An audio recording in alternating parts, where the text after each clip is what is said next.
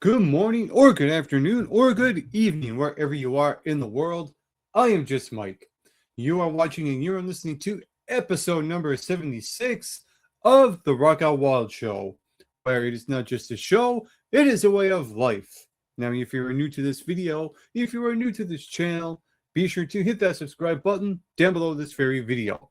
You can also like or dislike however you want to rate episode 76 of the Rock Out Wild Show, and share this video on all of your social media platforms, from your Facebook to your YouTube, your X, your Instagram, your Snapchat, what have you, whatever social media site you use.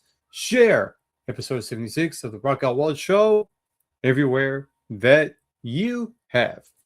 And you can also tell everyone what the Rock Out Wild Show is all about, from your family to your friends to your coworkers, to your acquaintances. Let everyone know what the Rock Out Wild Show is all about. And as you see from the title of this very episode, I'm going to put another band that I love in the spotlight. In this episode, I will be ranking my top 30 favorite songs by The Pretty Reckless, and I'll be ranking all 5 of their studio albums, including the new one that just came out about a few weeks ago. That is Dear God. Also on the docket, we're going to take a look at on this day for July 8th in the world of wrestling, film and television, sports, and music. But to kick things off for episode 76 of the Rock Out Wild Show, I'm going to react to an old video of mine. This one is going to be a little bit different because I'm going to be reacting to I guess you would call it a film/concert. What I'm going to be reacting to is my review for the concert/thriller movie Metallica Through the Never. So, my review is going to tell you all what that is all about. Now, before I do so, I'm going to open up the webcam and say hi to everyone watching and listening to this all around the world. How are you all doing? As of this recording, it is June 30th, 2026, but this will be aired on July the 8th, 2026. Let's get this going, shall we? So let's present, share screen. Let's go to this review. Let's go full screen with this. And let's react. And I'm going to make sure I got everything in order so it doesn't not play like last week. So I am going to react to this. For this, I will throw in a prediction of how many points I gave this. Seeing as that this is a little bit different, it is a concert mixed in with a bit of like a thriller film type of thing starring Dane DeHaan. My guess, I gave this about 86 out of 100. Just a random guess. I think I remember liking this concert/film, but we'll see. Let's react. In 3, 2, 1, action. You know what? I'm not the hugest fan of Metallica, but after watching this, damn, they sure know how to deliver a good show. I agree with that. And you want to know something before I continue on? My opinion on Metallica has changed drastically from 2015 to now 2026. I think they're one of the best bands of all time in metal. Not just metal, but any music as well. So let's continue.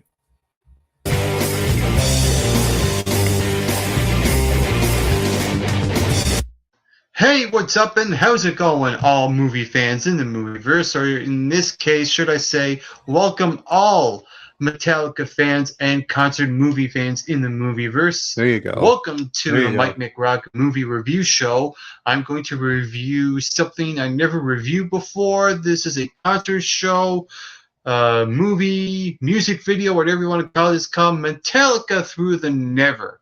Yeah. And Metallica. throughout this entire concert, you have this narrative, right, where you have actor Dane DeHaan playing a roadie by the name of Trip, and he's sent on an urgent mission during the band's show. But what seems like a simple assignment, it turns into something that gets a little out of hand, a surreal adventure. Right. He ends up taking this pill. Maybe he starts seeing things. I don't really know. But what happens, we have this whole apocalyptic thing going on. You have people getting set on fire. You have horses in this movie. You have a lot of things going on. Love horses. And really what I like about this is that the two things meshed really well. I thought that the narrative, the style of the narrative, and the way the narrative was told, etc., really fitted the tone of the music Metallica was playing. This was definitely electrifying, and the way the cinematography, the camera angles, the camera shots, the way all that was beautifully shot was absolutely incredible to watch. I think if you're a Metallica fan, I think you should definitely check out this show. Yeah, if you're not, stay away.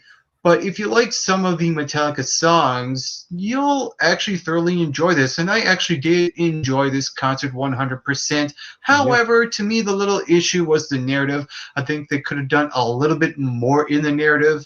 Dane DeHaan, I think he's a great actor, it's tricky for him.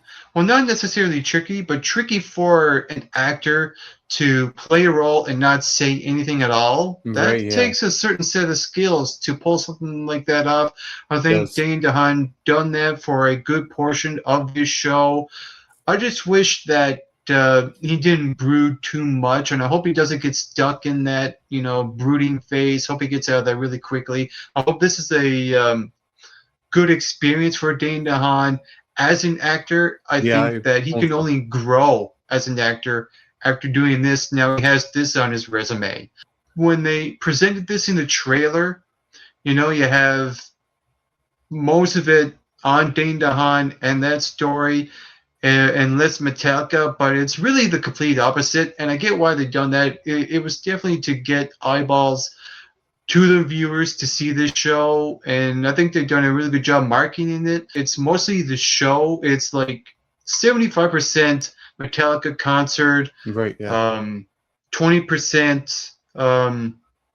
Dane DeHaan, and 5% music video. And it's really done really well done, really well executed. And I like some of the transitions after they end one song. It goes to a certain part in the narrative, and sometimes they'll like cut away in the middle of a song, but it only happens maybe one or two times where it kind of took me out of it. But overall, this is a great experience. I think you should definitely check this out. And I will say Metallica Through the Never delivered a good 80 points out of 100. And if you saw this show, what did you think about it? Feel free to leave those comments in the comment section below. And you can also hit that subscribe button down below to get McRocked. Da-na-na-na, da-na-na-na, da-na-na-na.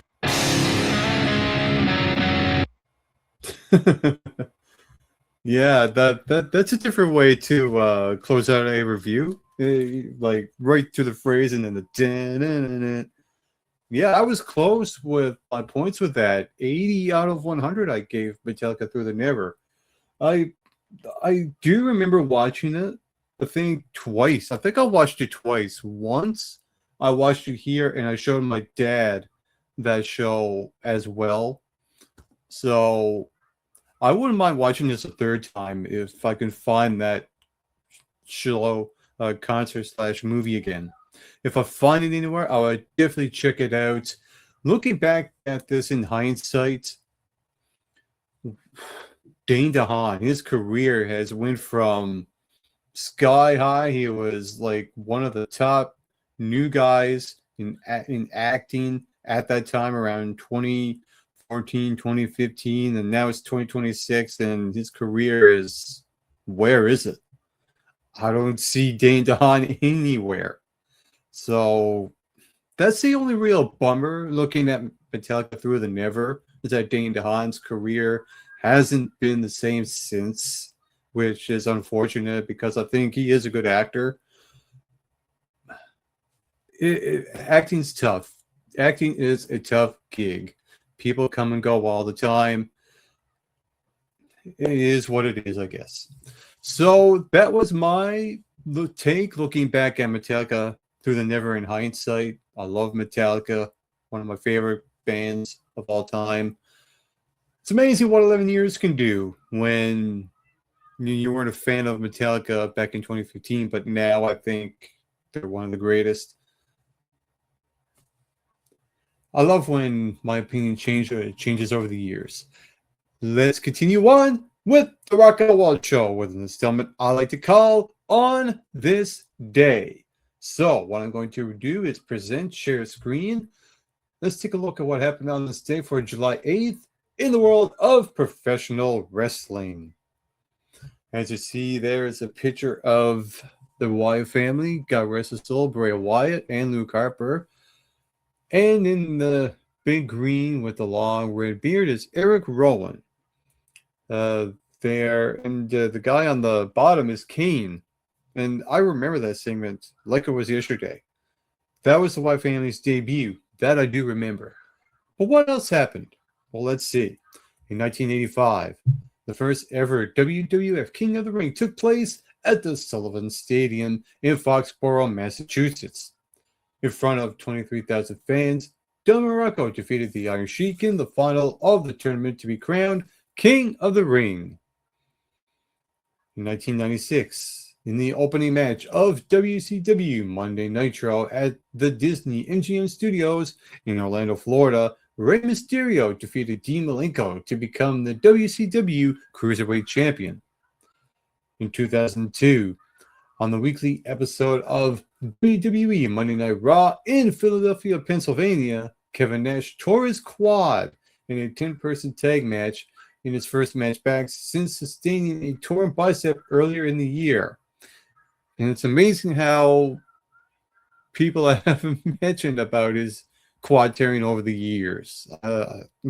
Just the way it is. Also on the show, Jeff Jarrett defeated William Regal to win the WWE European Championship. And in what has gone down in wrestling as one of the worst matches in WWE, Bradshaw and Trish Stratus beat Christopher Nowinski and Jackie Gata in a mixed tag team match. In 2005, at the IWA MSNWA No Limits Mustaine show in Iowa, Rhea Boz defeated Abyss and Tyler Black in a three-way tables, ladders, and chairs match to win the NWA Iowa heavyweight title. In 2006, Prelude to Violence took place in Philadelphia, Pennsylvania. In the opening match of the show, Sexy A became the CZW Junior Heavyweight Championship after beating Niles Young. Also in 2006, Day 5 of NJPW Circuit 06 Turbulence was held at Twin Messi Shikuya in Shishokia, Japan. In the main event of the show, Jito and Jado defeated El Samurai and Raizuki Tajushi to take the IWGP Junior Heavyweight Tag Team Championship belts. I'm sorry if I butchered those names to Kingdom Come.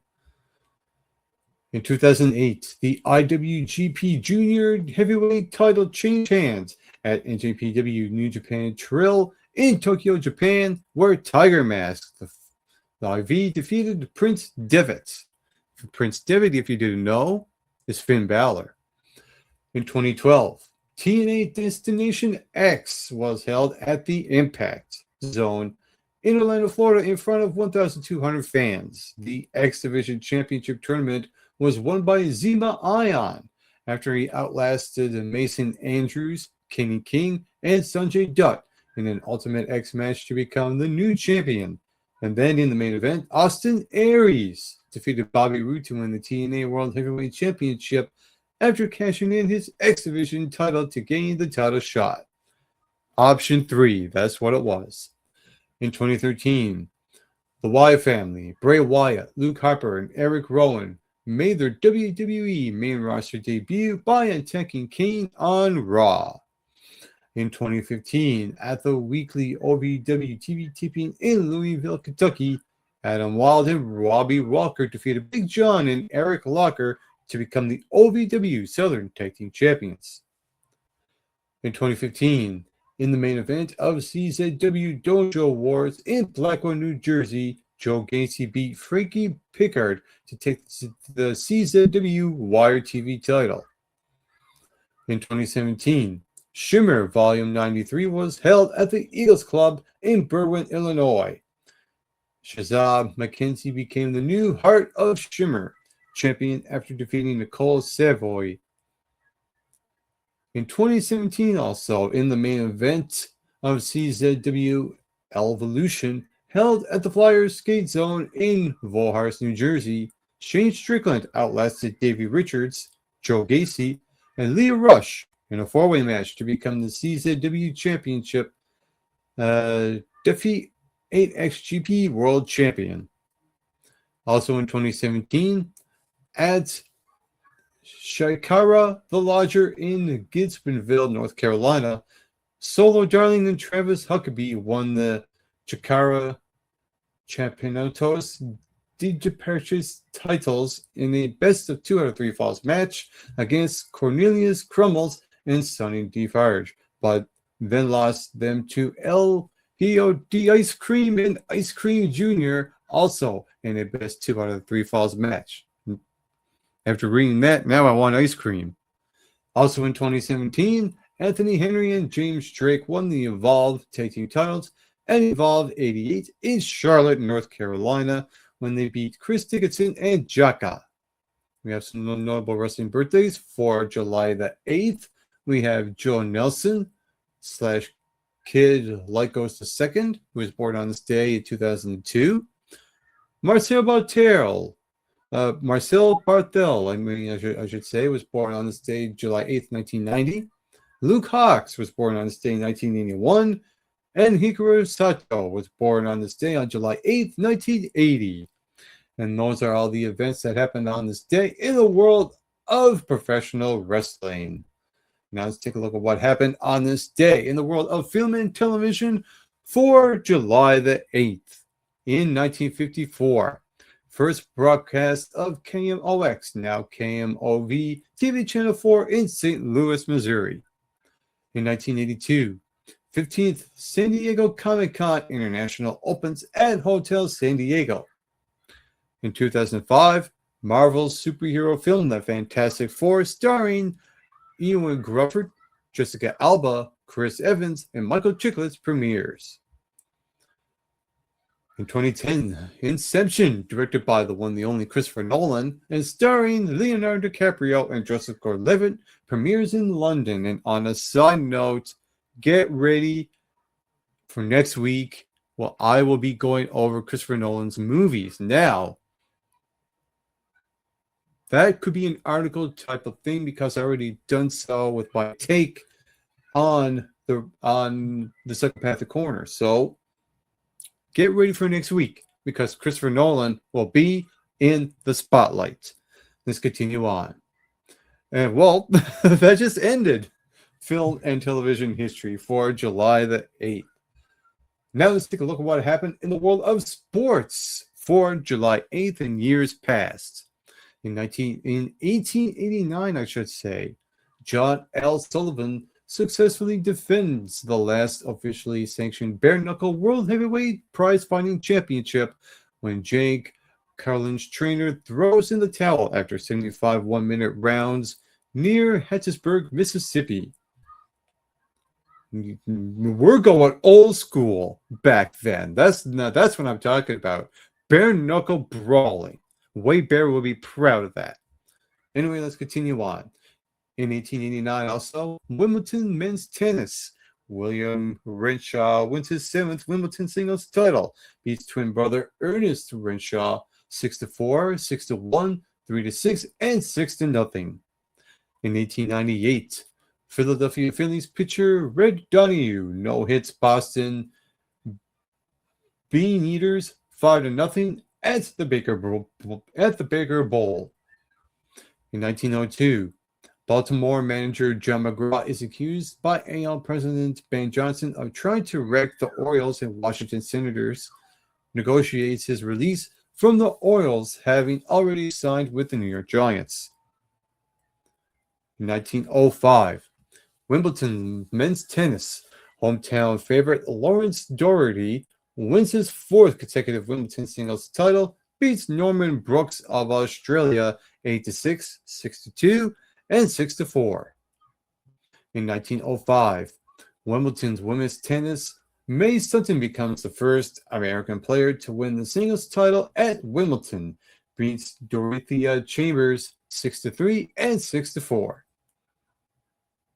In 1911, Wimbledon's men's tennis Anthony Wilding of New Zealand wins second of four consecutive Wimbledon singles titles, beating Herbert Roper Barrett 6-4, 4-6, 2-6, and 6-2. In 1912, Giants Ruby Marquardt loses after winning 21 straight, I should say. In 1912, Wimbledon's men's tennis Anthony Wilding makes it three straight Wimbledon singles crowns, beating Arthur Gore 6-4, 6-4, 4-6, and 6-4. In 1922, Wimbledon's women's tennis French phenom Suzanne Lenglen wins her fourth consecutive Wimbledon singles title, beats American-based Norwegian Mala Bajusted Mallory 6-2 and 6-0. I'm sorry if I mispronounced your last name. In 1925, Ralph Samuelson performs the world's first water ski jump on Lake Pepin in Lake City, Minnesota. In 1928, Phillies set record of airless 25-inning doubleheader. In 1933, British Open men's golf, St. Andrews. Danny Shute beats fellow American Craig Wood by 5 strokes in a 36-hole Saturday playoff to win his only Open title. In 1933, also, Wimbledon's women's tennis American Helen Wills Moody successfully defends her title, beating local favorites Dorothy Round 6-4, 6-8, and 6-3. In 1935, third MLB All-Star Game, AL wins 4-1 at Municipal Stadium, Cleveland. In 1938, British Open men's golf, Royal St. George's Englishman Rig Whitcomb wins his only major title by 2 strokes from Jimmy Adams of Scotland in treacherous windy conditions. The Scotland levy. In 1938, would-be start of England versus Australia Test cricket at Old Trafford washout.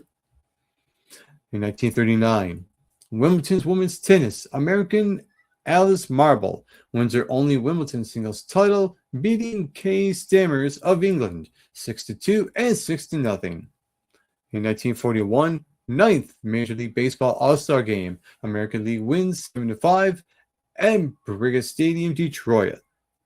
Or Briggs, I should say. Not Briggs. That's here in Newfoundland. Briggs Stadium, Detroit. Write that one down. In 1946, baseball grants $5,000 minimum salary. In 1947, 14th MLB All-Star Game, American League wins 2-1 at Wrigley Field, Chicago. In 1949, Monte Irvin and Hank Thompson become first black players for New York Giants in a 4-3 loss to Brooklyn Dodgers at Ebbets Field. In 1950, Wimbledon women's tennis, Louis Burrow beats fellow American Margaret Osborne DuPont 6-1, 3-6, and 6-1 for her third straight Wimbledon singles title. In 1951, Yankee Joe DiMaggio and manager Casey Stengel feud after Stengel pulls DiMaggio out of game. In 1952, 19th MLB All-Star Game, and L wins 3-2 in 5 at Shelby Park, Philadelphia. In 1955, British Open men's golf, St. Andrews. Peter Thompson of Australia wins the second of 3 consecutive Open titles, 2 strokes clear of runner-up John Fallon. In 1957, baseball owners re-elect Commissioner Ford Frick. In 1958, 25th MLB All-Star Game. American League wins 4-3 at Memorial Stadium, Baltimore, Maryland. In 1960, Fidel Castro ends Havana's International League team. Sugar Kings move to New Jersey. In 1961, Wimbledon women's tennis in an all-British final. Angela Mortimer wins her third Grand Slam singles title, beats Christine Truman 4-6, 6-4, and 7-5. In 1963, Wimbledon women's tennis, Australian Margaret Smith wins her first of three Wimbledon's titles, beating Billie Jean Moffitt 6-3 and 6-4.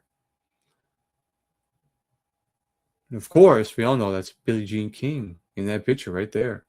In 1965, Joe Morgan is first Houston player with 6 hits in a game.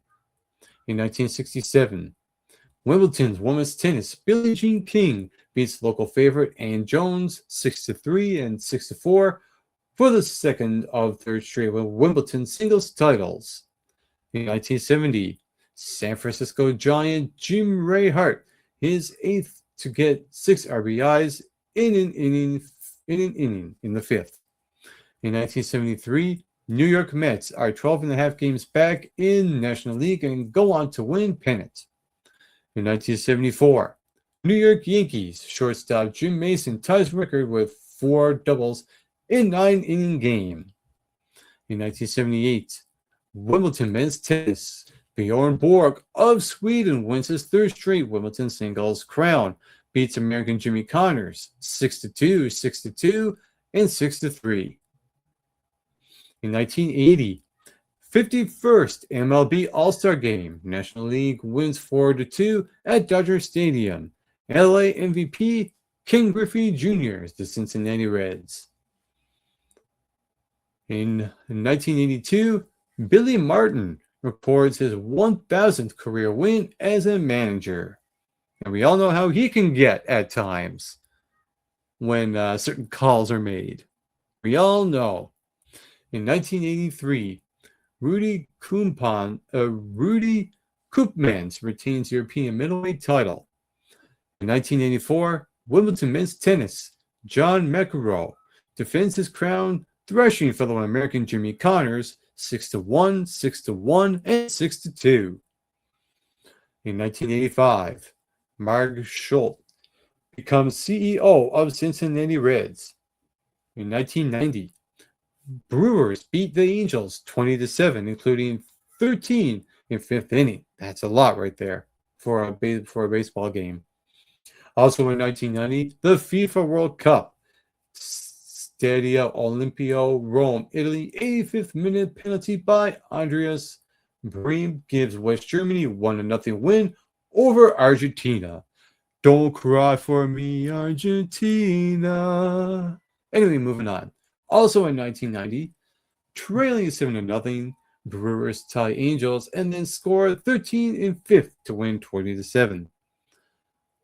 Also in 1990, Wimbledon men's tennis, Stefan Edberg beats Boris Becker 6-2, 6-2, 3-6, 3-6, and 6-4 for his second Wimbledon singles crown.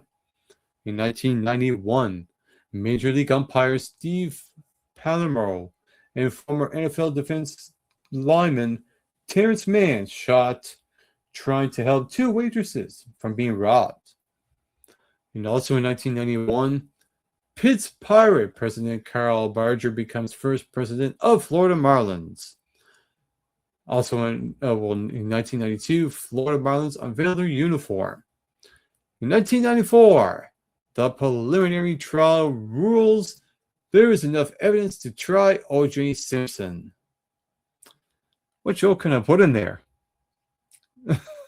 Actually, you know what? I will leave that to the people watching this in the live chat or in the comment section. In 1995, NHL Draft, Detroit Junior Red Wings, OHL defenseman Brian Berard, overall number 1 pick by Ottawa Senators. In 1995 also, Wimbledon women's tennis and German superstar Steffi Graf beats Arantes Texa Sanchez Vicaro of Spain.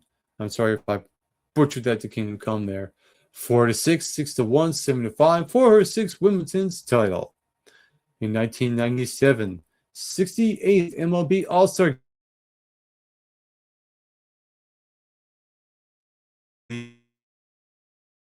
to you, Wimbledon women's tennis. Venus Williams wins her first career Grand Slam singles title, beats fellow American Lindsay Davenport 6-3 and 7-6. I'm your Venus, I'm your fire, your desire. Anyway, let's move on. In 2001, Wimbledon women's tennis Venus Williams wins third career Grand Slam singles title, beats Justine Henin 6-1, 3-6, 6-0. Henin, first Belgian player to reach Wimbledon singles final. In 2006, Wimbledon's women's tennis Amélie Marusimo of France wins her second and last Grand Slam singles event, beats Justine Henin Hardening 2-6, 6-3, and 6-4. In 2007, U.S. Senior Open Men's Golf, Whistling Straits, Brad Bryant wins by 3 strokes from Ben Crenshaw. In 2007, also, Wimbledon men's tennis, Roger Federer of Switzerland wins the singles title for a 5th consecutive year, beats Spaniard Rafael Nadal 7-6, 4-6, 7-6, 2-6, and 6-2. In 2010, during the first round of the John Deere Classic, Paul Gaudios becomes the 4th and oldest player in PGA Tour history to shoot 59. Round included 12 birdies and 6 pars. Not bad. In 2012, U.S. Open Women's Golf, Blackwood Run. Na-Yeon Choi of South Korea wins her first major championship, 4 strokes ahead of compatriot Amy Yang. Also in 2012, Wimbledon men's tennis, Roger Federer wins 7th Wimbledon and 17th Grand Slam title, beats Andy Murray 4-6, 7-5, 6-3, and 6-4. In 2014, FIFA World Cup, Germany defeats Brazil by a record 7-1 in the semifinals to make it to the final. Miroslav Klose of Germany breaks the World Cup career goal scoring record with 16 goals, surpassed by Lionel Messi in 2026. In 2015, the NFL's Washington Redskins had their trademark vacated on the grounds it may cause offense to Native Americans. In 2017, British Lions tie 15-15 with New Zealand All Blacks in their third rugby match to tie the series. In 2018, South Korean golfer Cy Young Kai breaks LPGA 72-hole score record with 31 under par, 257. Also first to better -30 in Winnipeg Thornberry Creek Classic. I should say -30. In 2021, MLB Padres relief pitcher Daniel Camarena gets his first hit in his second career at bat, a grand slam against Washington Nationals Max Schreger in San Diego. In 2022, gymnast Simon Biles, age 25, becomes the youngest person to receive the U.S. Presidential Medal of Freedom from President Joe Biden. And those are all the events that happened on this day in the world of sports. Nothing but sports. And for the final segment featured on this day for July 8th, we're going to take a look at music. As you see from the picture right there, is a record from Son, That's Alright by Elvis Presley. Thank you very much. What happened in music in years past for July 8th? Well, on this day in 1954, Elvis Presley's That's Alright. I think that's how it goes. I'm not really sure, but I'll have to give that a listen again. But that song was played for the very first time on Memphis, WHBQ. Recorded 3 days earlier, Elvis' rendition of the Arthur Crudup song was born out of improvisation. While he and his band, the Blue Moon Boys, were in between takes at Sun Studio. Elvis led the band through an up-tempo version of the blues tune, catching the ear of Sun founder and producer Sam Phillips, who recorded the song. Ahead of its release, Phillips shared assets of the song with several local radio stations. DJ Dewey Phillips, no relation to DJ Mumbles, played it that night on his show, Red Hot and Blue. The station was flooded with calls asking for him to play the song again, which he did more than a dozen times that evening. With that, Elvis Mania was born. Thank you very much. In 1958, the Recording Industry Association of America presented its very first gold album to the Oklahoma soundtrack, which commemorated the sale of 500,000 copies. Several months earlier, the RIAA presented its first gold record to a single, Perry Como's Catch a Falling Star. In 1995, TLC owned the airwaves and the British Billboard charts, well, not the British, but the Billboard charts with Waterfalls, which began its 7th 100. #1 hit and one of the signature songs. Later earned the trio 2 Grammy nods. Its video, meanwhile, won 4 MTV Video Music Awards, including Video of the Year, making TLC the first black act to take home the top honor. In 1972, Bill Withers began a 3-week run at the top of the Billboard Hot 100 with his poignant and enduring hit, Lean on Me, We're Not Strong, I'll Be Your Friend, Help You Carry On. That's the song right there. The song, which also topped the Soul chart, would return to the #1 spot once again when Club Nouveau covered it in 1987. In 1978, Jerry Rafferty, City to City, had the honor of being the sole title to break Saturday Night Fever's seemingly unstoppable 24-week run at the top of the U.S. album charts. The LP featured the hits Baker Street and Right Down the Line. In 1997, sisters Michael and Carrie Allen, who founded Weezer's official fan club, were killed in a car accident, unfortunately. The girls, all along with their younger sister, Trista, were leaving a Weezer concert in Colorado when tragedy struck. Famous among the band's global community of fans, the Allens were the subject of Weezer's 1994 song, Michael and Carly, a B-side to Undone, the sweeter song. The sisters, who were also early supporters of Jimmy Eat World, were canonized the band's 2001 song, Hear You Me. We have some birthdays in the world of music, and we have some of them here. We got Earl Van Dyke, who was born on stage July 8th, 1930. From the Allman Brothers Band, Jimmy Johnson was born on stage in 1944. Andy Fletcher from Depeche Mode was born on stage in 1960. From Haircut 100, Graham Jones was born on this day in 1961. Another birthday in 1961 is Toby Keith. Born on July 8th, 1963, is a woman that probably still asks, what if God was one of us? And that's Joan Osborne. I'm a loser, baby, so why don't you kill me? But Beck was born on this day on July 8th, 1970, and from Arctic Monkeys, Jamie Cook was born on July 8th, 1985.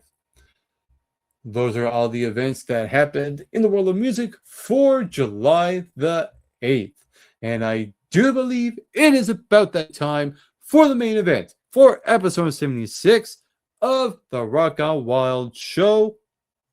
And this is a feature presentation I like to call a band's spotlight, where I take a band, I list out their songs, I rank their songs, I rank all of their albums, And I'm going over every single band that was in my top 30 favorite bands of all time. The last time I've done this, I did Lacuna Coil, but tonight I am going to do the Pretty Reckless. So, the Pretty Reckless is an American rock band from New York City. They formed in 2009. The band consists of Taylor Momsen, lead vocals, and rhythm guitar. Then we have Ben Phillips, who plays lead guitar and backing vocals, Mark Damon, who plays bass, and on the drums, Jamie Perkins. In August 2010, the band released their debut solo album, Light Me Up. Then they released their second studio album, Going to Hell, in 2014. So on and so on. On October 21st, 2016, they came out with Who You're Selling For. The band's fourth studio album, Death by Rock and Roll, was released on February the 12th, 2021. And on June 26, 2026, they released their latest album, Dear God. Later on, I'm going to rank their studio albums. But before I do, I am going to rank my top 30 favorite Pretty Reckless songs of all time. Coming in at number 30 on this list, When I Wake Up. This is a song that's on their latest album, Dear God. Coming in at number 29 on this list is Fucked Up World, or the censored version, Messed Up World, if you want to go that route. So that is number 29 on the list. That song is from their album Going to Hell. Coming in at number 28 is Going Down. That's from their very first album. Coming in at number 27 on this list is their song Oh My God, and that song is from their album Who Are You Selling For? Coming in at number 26 on this list is a song off their latest album, Eye of the Storm. That song is number 26 on my top 30. Coming in at number 25 on this list is Just Tonight. That song is from their first album as well. Coming in at number 24, Sweet Things. At number 23 on my top 30, Belay Me. Number 22, Witches Burn. And at number 21 is a song from their album Going to Hell, Follow Me Down. Then we get into the top 20 portion of this list. And coming in at number 20 is a song off their latest album. At number 20, Dragonfire. Coming in at number 19 on this list, Rock and Roll Heaven, a song about the 27 Club. Coming in at number 18 is a song I like to call the unofficial James Bond theme song. That song is called 25. That's number 18 on this list. Number 17, Kill Me. At number 16, Death by Rock and Roll. And at number 15 on this list is Spell on You, which is a song off their latest album. Number 14 on this list, and Dad, if you're watching this one is at number 14, Take Me Down. That song is heavily influenced by the Rolling Stones, obviously. Coming in at number 13 on this list, one of their ballads on this list, and a real sad song as well, House on a Hill. Number 12, Since You're Gone. And at number 11, the title track to their album, Going to Hell. Now we get into the top 10 portion of this list, and coming in at number 10, Dear God, which is the title track of their latest album. Coming in at number 9 on my favorite Pretty Reckless songs of all time, You. This is a song that is not easy to listen to because every time I listen to it, I happen to cry every now and then. Coming in at number 8 on this list, featuring some of the bandmates from Soundgarden, Only Love Can Save Me Now. Coming in at number 7 on this list is their very first song, Make Me Wanna Die, from their very first album as well. Coming in at number 6 on my favorite Pretty Reckless songs of all time, For I Am Death. That song is off their latest album, Dear God. Now we get into the top 5. The top 5. What is my top 5 favorite Pretty Reckless songs of all time? Well, at number 5 is Absolution. That song is from their album Going to Hell. Coming in at number 4 on my favorite Pretty Reckless songs of all time, Whoa, Harley Darling. Yeah, Harley Darling is at number 4 on this list. Coming in at before I continue on, Harley Darling is the closing song of their album Death by Rock and Roll. And speaking of closures, coming in at number 3 is the song that closes off their latest album, Dear God. At number 3 is Dark Days. Coming in the runner-up position at number 2 of my favorite Pretty Reckless songs of all time, And So It Went, featuring guitarist Tom Morello. And my number 1 favorite Pretty Reckless song of all time. I mean, if you were narrowing this down, if you were thinking about this in your head, if you know the Pretty Reckless and their songs as much as I do, maybe a little bit more, you'll know exactly what song I have narrowed it down to. When I started this list, I knew the song would be number 1, and it is. My number 1 favorite Pretty Reckless song of all time is Heaven Knows. Way down below, way down below. That is right. Heaven Knows is my favorite and number 1 Pretty Reckless song of all time. Now let's get into what I think are my favorite albums of theirs. So this is on my thoughts here. I'm not going over articles for this. This is me spitting out, doing improvisation for the Rock Out Wild show. Let's continue on. So, I am going to count down my favorite top 5 albums by the Pretty Reckless. Now, in order to do this, let's put up what their albums are, shall we? So let's share screen. And let's go to the Pretty Reckless Wikipedia page. And let's go down to their discography. So, as you see, there are their 5 studio albums: Light Me Up, Going to Hell, Who You Selling For, Death by Rock and Roll, and Dear God. What is my top 5 favorite Pretty Reckless albums in order from number 5 to number 1? Well, let's get this started. Coming in at last place at number 5 is going to be their album that came out 10 years ago, Who You're Selling For. This is an album I do not go back and listen to a lot. This album is pretty much dead to me, which is one of those songs at which is track 10, Already Dead. Track 10 really, to me, sums up this album in a nutshell. This album is Already Dead. But to me, there are 2 redeeming qualities that I would go back and listen with this album. Those songs are Take Me Down and Back to the River. I really like those 2 songs. Oh My God is another really, really good one, which was also on my list as well. So there's 3 redeeming qualities there. There's Oh My God, there's Take Me Down, there's Back to the River.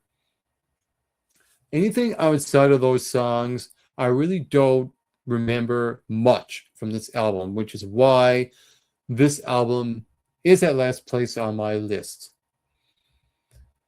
Coming in at the number 4 spot. Let's see. All right. Here we go. My number 4 favorite Pretty Reckless album of all time is the very first one, Light Me Up. The reason why I put this album at number 4 and not in the top 3, only for a couple of reasons. One, this feels like a first album. When you compare this album to some of their other albums that came after, this unfortunately falls flat. But as an album on its own, It's a solid start to a solid rock band getting it going. I mean, you have to start somewhere. That's my philosophy. You have to start somewhere. This album is only 34 minutes long, and it really doesn't need to be all that long because they're just starting out here. I mean, when you look at the track listing here, to me, there are a lot of standouts. Sure, songs like My Medicine and Light Me Up could be about drugs if you really dive into it, but their Closure You is one of their best songs of all time. Since You're Gone, Make Me Want to Die, Light Me Up, Just Tonight, Miss Nothing, Going Down, all of these songs to me are memorable. Factory Girl, I think, is a very underrated Pretty Reckless song. And Nothing Left to Lose is another really, really good one. Then you get into their iTunes Store Edition bonus tracks, and there's some there. There's Zombie and Far From Never as well. And there's an acoustic version of Make Me Want to Die, which is really, really good. And that's the reason why the Pretty Reckless, their debut album, Light Me Up, is the number 4 on this list. My number 3 favorite Pretty Reckless album of all time is Going to Hell. Now when I done this ranking, I almost thought of putting this either number 2 or number 1, but when I really, really thought about it, I think this is the right spot for it. Besides, this is their second album, which is to me far superior than their first album, Light Me Up. And this is where they really start and get into their really heavy sound that they were known for at that time. I mean, you have the big standouts here are Heaven Knows, House on a Hill, their ballad, their title track, Going to Hell. Follow Me Down is a really, really good way to kick off this album. Waiting for a Friend is a really good way to close out the album. Why You Bring a Shotgun to a Party is a really, really fun song as well. And some of these are written by Taylor herself. Dear Sister, which is only 56 minutes, not 56 minutes, 56 seconds long. Write that one down, is a really good way to break up the album into 2 parts. Then get into Absolution, which is one of my favorites of all time. Then there's, and also besides, this album is only 45 minutes in length. But when you get into the bonus tracks here, you have their acoustics, Going to Hell and Sweet Things, which bumps it up to 52 minutes, and Only You, which I think is a really good song as well. It goes into 55 minutes.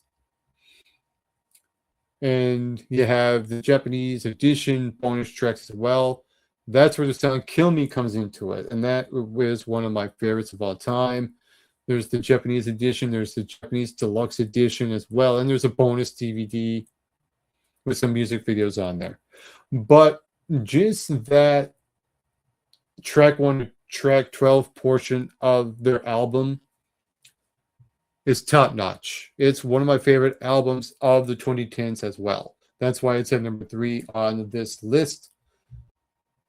Coming in the runner-up position at number 2, I'm going to put their latest album at number 2. That is Dear God. Now, I've listened to this album already 7 or 8 times. But I think the more I'll probably listen to this, you might get up to the number 1 spot eventually as time goes on. But for now, it is at the runner-up position at number 2. This album is 50 minutes in length, their latest album. And to me, there are a lot of standouts in this album. For I Am Death, their lead single, which is perfectly positioned as the first track in between the other Life Evermore. I'll get into them in just a little bit, but I really like that the album kicks off with For I Am Death, because that's the song that really sold this album months before this came out. Then you get into When I Wake Up, which is another which is another single that came out a little bit later on. And then you got Love Me, you got Drag of Fire. Their title track is absolutely amazing, Dear God. And their the track that they close off the album with, Dark Days, what a really good way to close off an incredible album. This album's written really well too. When you really listen to the lyrics of each song, there's something worth noting about. That is all I have to say about that. And about the Life Evermore. You have Life Evermore Part 2 as the first track, Life Evermore Part 3 as the 7th track, and on the 14th track is Life Evermore Part 1. Those are only very, very short clips of songs. If you all piece it together, you get one full song, but I really like how they place them in different spots. It makes the album different from the list that really stands out from the bunch. That is why their album, Dear God, is in the runner-up position at number 2. And when you narrow it down, it all comes down to this, my number 1 favorite Pretty Reckless album of all time. As of this point, is their album that came out 5 years ago, Death by Rock and Roll. Now, if you don't know the background to the build up to this album, Taylor Momsen herself was really going through a rough time between albums. So now, before I get into their track list and their albums, again, so here's the years jump here. You got Who You Selling For, which came out in 2016, and they waited several years for Death by Rock and Roll to come out. Well, there's a reason for that. Taylor Momsen was really going through a bad time, depression. She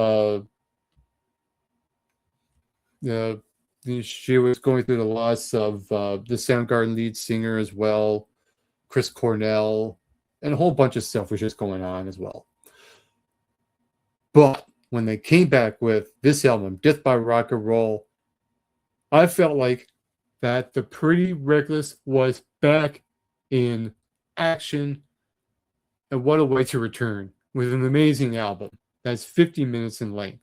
They kick it off with Death by Rock and Roll, which is an amazing way to kick off this album, and they close it off with an amazing ballad, Harley Darling. And the funny thing is that I was watching an interview with Taylor Momsen about this album, and people thought that Harley Darling, going into this album, was going to be this real hard rocking type of song. Boy, did that subdued my expectations when I saw the track listing. Even I thought Harley Darling was going to be a hard-hitting rock tune, but it turns out it was so much more than that. It's so much better than that, and I like it. Harley Darling is one of my favorite songs by the Pretty Reckless. It's a nice, soft ballad that really hits it home that the Pretty Reckless was back in action. Rock and Roll Heaven, the song about the 27 Club, another really, really good song on the album as well. And So It Went and Only Love Could Save Me Now, the other singles that led up to this album coming out. What an amazing album this is. In fact, I'll go as far as this. Even though I think that the first half of this album is slightly better than the second half album of this album, that's not taking away the whole album in itself. It's fantastic. 25, the unofficial James Bond theme song, is amazing. Witches Burn is really, really good. And if you didn't know, that was the song that the Pretty Reckless performed in Spain some years ago. And if you didn't know, a bat latched onto Taylor Momsen. That actually happened. Going back to this album, absolutely fantastic. The Pretty Reckless came back in a big way, and they delivered one heck of an album. That's why Death by Rock and Roll is my favorite Pretty Reckless album of all time. And this has been episode number 76 of the Rock Out Wild Show. I'm going to leave you all with a quote from Perspective of the Day, and it goes something like this. You are not obligated to justify your choices or explain your decisions to anyone. Your journey is personal and valid, and healing truly begins when you give yourself permission to move forward without seeking approval or understanding from others. Embrace your truth, trust your instincts, and honor your feelings. When you let go of the need to explain yourself, you create the space for self acceptance and inner peace to flourish. Remember, your worth is not defined by others' opinions. Be kind to yourself and walk the path that resonates with your heart. Healing is a process of self discovery and self love, and it starts with honoring your own journey. This has been episode number 76 of The Rock Out Wild Show, and I am your host, Just Mike. On a final note, to all of you watching and listening to this all around the world, get plenty of rest and always do your best.